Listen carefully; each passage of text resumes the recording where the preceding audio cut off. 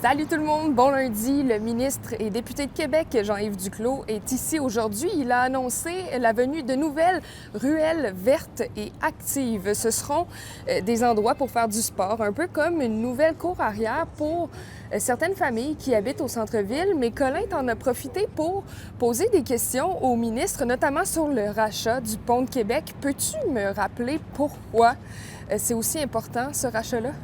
Bien, c'est un dossier qui est important, Alexandre, pour deux raisons principales. La première, c'est utilitaire et la deuxième, bien, c'est l'aspect de préservation de la structure du pont.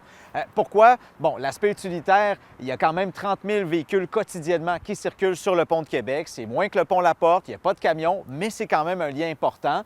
L'autre chose, après, pour la conservation, bien, c'est un pont qui est patrimonial, qui est plus que centenaire.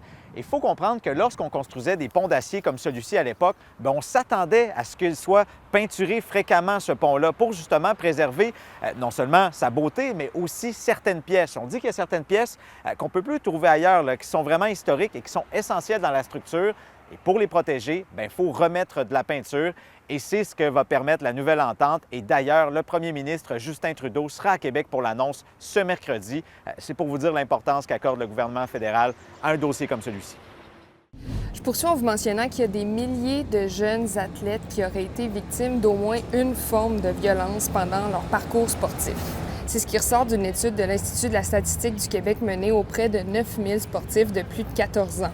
La violence psychologique est celle qui est le plus souvent évoquée par les jeunes sportifs et la ministre des Sports se dit inquiète de ces chiffres-là et dit vouloir prendre les choses en main.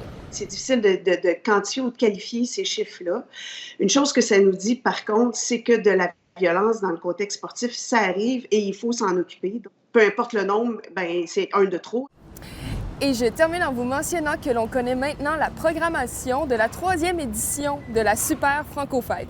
L'événement phare, c'est le grand concert de la francophonie qui aura lieu le 27 août à l'Agora du port de Québec. Le spectacle sera diffusé à la télé et animé par Véronique Dicker, Patrick Bruel et Black M. Pour plus d'informations, c'est sur l'appli Info.